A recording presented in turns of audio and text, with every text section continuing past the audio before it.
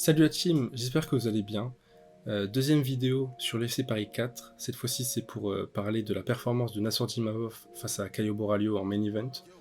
Nassourdine s'est imposé à la décision dans un combat qu'il a plutôt maîtrisé.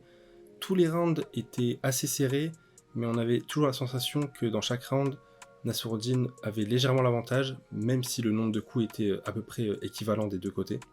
C'était un combat très stratégique, et donc je trouve ça intéressant de voir pourquoi est-ce qu'on avait cette sensation-là pour presque chaque round, et en tout cas pourquoi est-ce que les juges ont scoré le combat 50-45 et 49-46. Évidemment, dans cette vidéo, il y a pas mal de choses dont je vais pas parler, pas mal de points que je vais pas aborder. Si vous vous dites qu'il y a un point que je vais pas aborder, c'est très probablement que je vais l'aborder en live sur Twitch à 21h. Je suis en live tous les dimanches à 21h, et donc je le serai ce soir pour parler de l'UFC Paris, donc n'hésitez pas à passer. Aussi, dans l'interview d'après-combat, Nassourdine a parlé du fait qu'il s'est blessé au talon. Alors je sais pas c'est à quel moment du combat exactement, mais probablement qu'il y a des choses qu'il n'a pas pu faire à cause de ça. Son style était un peu moins mobile que d'habitude, donc c'est peut-être lié à ça. Peut-être que c'était aussi juste l'approche de base. Mais dans tous les cas, dans cette vidéo, je vais parler de, on va dire, à peu près, 4 points. J'allais dire 3, mais c'est plutôt 4 points.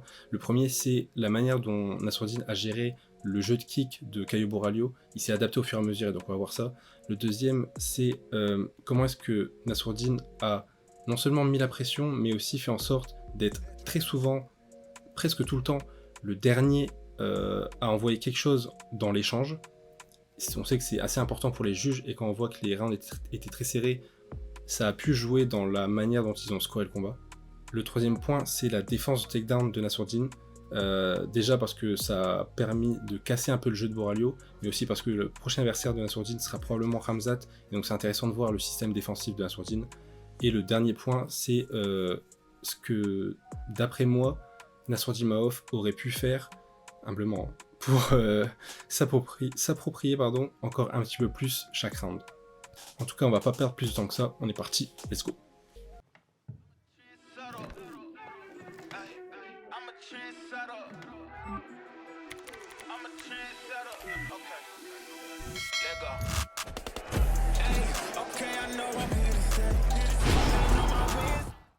Nassourdine et Caio Borralho étaient en garde ouverte, comme vous pouvez voir là. C'est-à-dire qu'ils étaient en gaucher contre droitier. Et donc, Caio Borralho envoyait beaucoup de middle kick et de high kick. Dans le premier round, ces kicks étaient assez impactants parce que Nassourdine était souvent dans la distance, et même s'il est bloqué, il y avait quand même un gros impact du kick, et on sait qu'en plus ça peut faire mal à l'avant-bras, voire ça peut même casser le bras.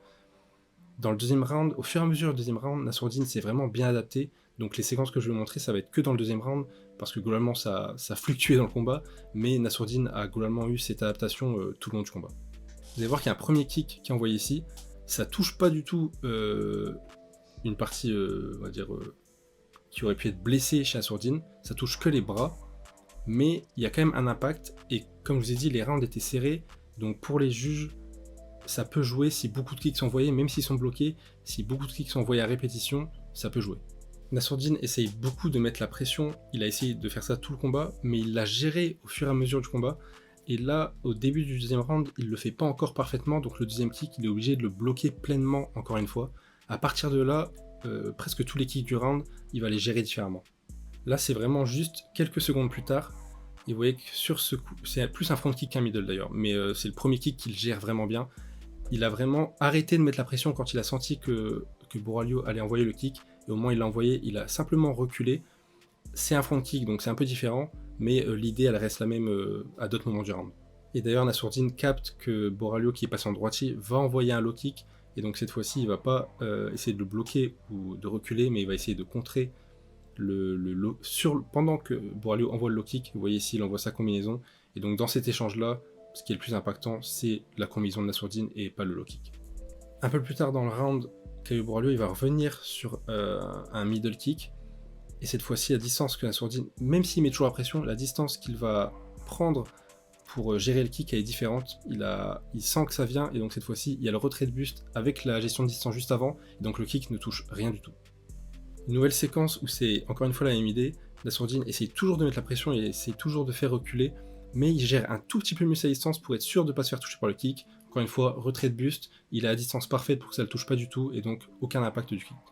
Et par contre, quand Nassourdine a senti juste après qu'il n'allait pas pouvoir bloquer, qu'il n'allait pas pouvoir reculer en dehors de la distance du kick, il a accepté de le bloquer, mais par contre, il a renvoyé quelque chose en retour, il le bloque, il envoie le spinning back fist qui touche plutôt pas mal. Il touche pas clean non plus, mais il touche plutôt pas mal.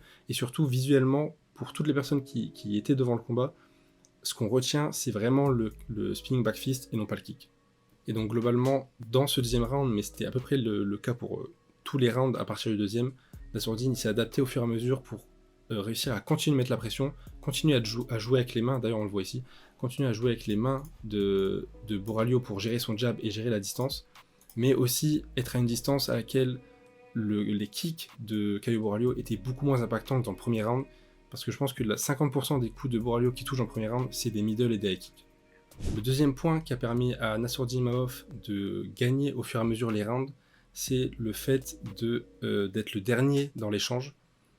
Il l'a pas fait il n'a pas toujours fait avec de l'anglaise, il l'a aussi fait avec du clinch, mais en tout cas, la première séquence que je vous montre, c'est avec de l'anglaise. Il va y avoir un 1-2 de Caio Borralho. Nassourdine va slip le 2, donc passer à l'intérieur pour que le 2 ne touche pas. Comme vous pouvez voir, le 2 passe ici et Nassourdine a décalé sa tête ici. Et une fois que c'est fait, il s'oblige, bon de base il voulait contrer, mais en tout cas il s'oblige à être le dernier dans l'échange. Encore une fois, c'est peut-être inconscient, mais c'est le cas quand même. Et donc il va renvoyer une combinaison, il y a un coup au corps, un crochet à la tête, et donc au final dans l'échange, il n'a pas touché clean parce qu'il a touché dans la garde de Borralho, mais l'image qu'on a, c'est que Nassourdine a gagné l'échange. Une autre séquence qui montre cette volonté de Nassourdine Imavov de finir l'échange, c'est une séquence dans laquelle Caio Borralho fait un très bon mouvement défensif, un très bon déplacement défensif plutôt. Il s'avance pour envoyer, je crois que c'est un 2 qu'il envoie. En tout cas, il s'avance pour toucher Nassourdine Imavov. Nassourdine passe encore une fois en dessous, au final c'était un 1. Il passe en dessous et il a la volonté d'envoyer son bras arrière. Bon, son bras arrière sur le côté, mais la volonté c'est de venir toucher ici et être le dernier dans l'échange. Mais Borralho fait quelque chose de très intelligent, c'est qu'il passe complètement sur l'extérieur de la jambe avant de Nassourdine Imavov, comme vous pouvez voir ici. Il est vraiment passé à gauche de la jambe gauche de Nassourdine Imavov, et donc Nassourdine ne peut pas le toucher, mais il y a la volonté d'envoyer un coup, comme vous allez pouvoir le voir ici. Il envoie son bras arrière, mais Borralho est déjà trop sur l'extérieur pour que ça puisse toucher. Donc c'est bien joué de la part de Borralho, mais on comprend l'idée de Nassourdine Imavov de le toucher en dernier. Avant de vous montrer ce que Nassourdine fait quand il ne peut pas toucher en anglaise, je vais vous montrer une séquence où Nassourdine touche en dernier et il touche très très clean. C'est d'ailleurs dans son meilleur round, le round 4, c'est celui où il y a vraiment le moins de débat possible sur qui remporte le round, parce que Nassourdine a été très bon pour justement être le dernier dans les échanges. C'est ici, il y a le 1-2 de Borralho. Encore une fois, Nassourdine est passé sur le côté du 2 de Borralho qui partait dans cette direction-là. Une fois qu'il part sur le côté, il va envoyer un crochet, une sorte d'uppercut plutôt au corps. Il va continuer sa combinaison. Là, Borralho touche un jab à la fin, mais la combinaison de Nassourdine est tellement forte que l'image qu'on retient, c'est la combinaison de Nassourdine. Et donc, même si c'est pas littéralement lui qui touche en dernier, c'est lui qui a le mieux touché en dernier, entre guillemets, et donc il gagne l'échange. Et par contre, quand Nassourdine Imavov se rend compte qu'il ne va pas pouvoir contrer en termes d'anglaise Borralho, ici ils sont beaucoup trop proches, il sait qu'il va pas avoir l'opportunité de le contrer, et donc il va chercher le bodylock immédiatement. Alors c'est rare qu'il termine avec le takedown, en tout cas dans ce combat là il ne l'a jamais fait, et souvent il fait ça surtout pour contrôler la situation, contrôler l'échange d'une manière différente de ce qu'il fait d'habitude, mais c'est quand même une manière de contrôler l'échange.